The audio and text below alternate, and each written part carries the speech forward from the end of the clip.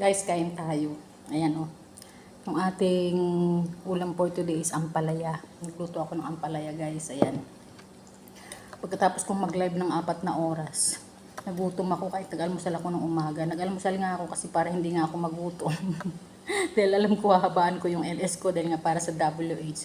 Nagutom pa rin ako guys. So nagluto ako ng ampalaya. Tapos yung tira ko kaninang kanin guys. Ayan. Ganito ang buhay dito sa ibang bansa guys. Yung mga tira-tirang pagkain kailangan ubusin mo para hindi nasasayang guys. Kasi ko, sobrang hirap magtrabaho dito, baka akala nyo.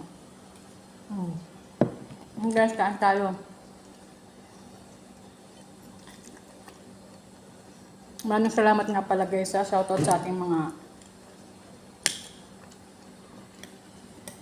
ating mga kaibigan guys na talaga napaka-supportive. Tapos yung mga ibang mga dating kaibigan natin dito sa YT is ayan, nare-recognize na tayo na nagbabalik-balik na tayo sa YT guys. So ayan, habang kumakain tayo, magkwento tayo, mag-storytelling tayo guys para may content tayo.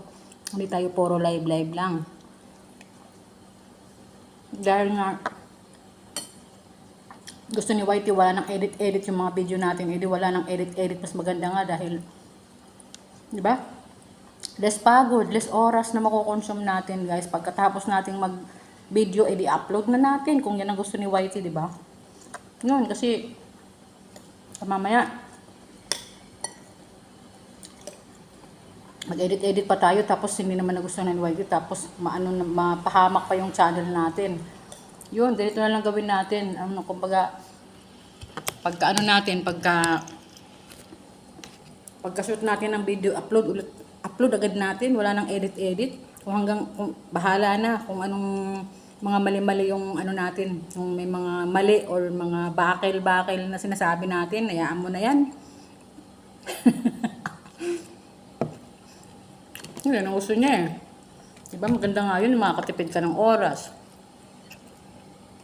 Makakaano ka pa. Makakagawa ka pa ng ibang gawain after mo mag-upload ng video. Ayan. Diba? Kasi dati guys, nung nagpa-YT talaga ako, grabe yung pag-edit ko, maabot 2 oras. Hanggang sa thumbnail, hanggang sa mga overlay, ganyan, hanggang sa pag-edit. Yung ginagamit ko na yung KineMaster. Dati.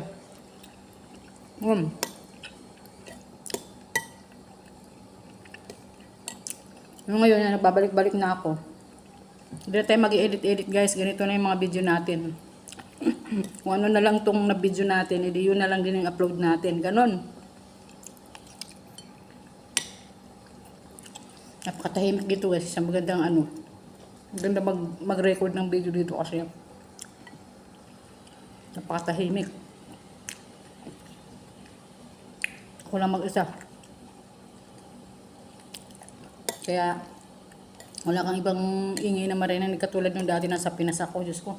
Hindi talaga ako makapag-video guys kasi alam niyo kung bakit. Napakaingay ng aking surrounding, ng aking background kasi may magsisigawan, may mga magmumura, may mga aso, may mga manok. Alam mo naman sa Pinas, di ba?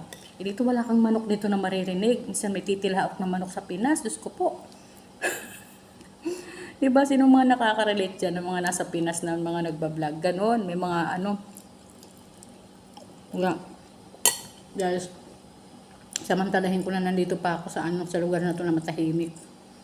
Parang nakaka-distract kasi pag umuwi ako ng Pinas, wait lang, umuwiin ko muna.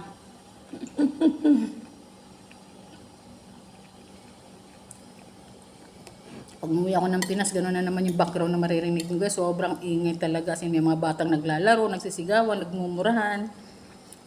Yung mga nanay na tawag ng tawag sa mga anak nila, yung mga ganun, yung mga hindi nila lang lapitan, sisigawan pa nila ganun. Kasi guys, nasa lang kami. Yung bahay ko kasi sa Pinas, nasa parang mataong lugar, ganun. Tapos minsan, may mga motor kasi nasa kalsada nga kami, gilid ng kalsada yung bahay ko. May mga sasakyan. Mga motor. Kaya yun, maingay talaga. Kailangan mo dun ng mga noise cancelling ng mga microphone. Pag mag-ano kapag mag-shoot ka ng ganitong video.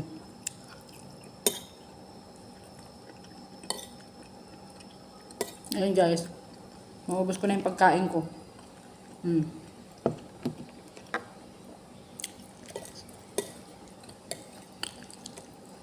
Ayan, maraming salamat guys sa mga bago kong kaibigan. Ayan, dati na po akong nag-YouTube. Nagbabalik-balik lang po ako. Hindi po ako bagong YouTuber. Dati na po ako nag-YouTube. Magbabalik lang ako ngayon. 6 years na ako guys. Kasi nagsimula akong mag-YT nung during pandemic. Kasi nga walang mga magawa ang mga tao. Karamihan naman nag-YT ngayon is mula nung nag-pandemic. Kasi yung mga time na yun, di ba, wala tayong mga ginagawa. Kaya nakakapag tayo. Kapanahon na natin mag-YT.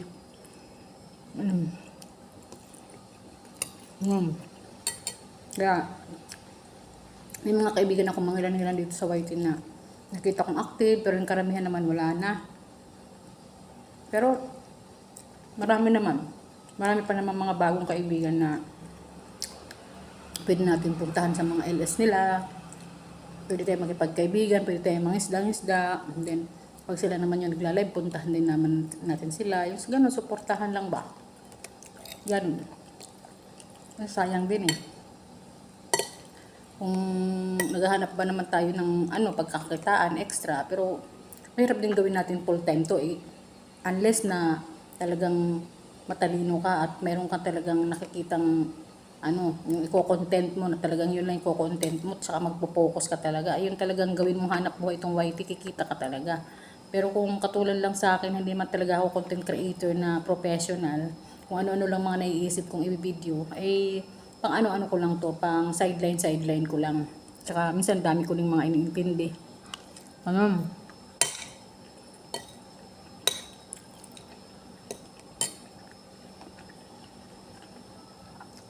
Tignan nyo guys yung aking kapaligiran. Yan, walang tao-tao yan. Ito naman sa kusina. Yan, gluto ako na mag-isa. Ganyan ang lugar namin dito. Alam nyo guys, kaya gusto ko rin mag-vlog kasi alam nyo, ito mga vlog na to, pag halimbawa, di ba, hindi naman ako habang buhay dito, alis din naman ako dito. Kung parang may remembrance ako, para kasi yung mga YouTube video ko is parang diary ko na yan. Kasi di ba may mga date yan. Pag halimbawa, lumipas na yung panahon na wala na tayo dito sa Vietnam or sa iba na tayo nagtatrabaho, di may remembrance tayo dito. Kaya, ayan, ako nag-i-enjoy talaga ako guys. Gusto ko bata pa ako, mahilig na ako. Gusto ko mag-artista eh, hindi lang talaga ako na bigyan ng pagkakataon na makapunta ng TV. Dito ko na lang sa YT, dito ko na lang sa mga social media ko ginagawa. Nagbe-video ako, nagsushoot ako ng mga video, nagpicture ako, di ba? Natupad din yung pangarap ko. O siya guys, naghahaba-haba na naman tong aking video na to. Nagla-live nga pala ako guys sa mga makakapanood ng video na to. Nagla-live ako everyday guys, umaga hanggang tanghali.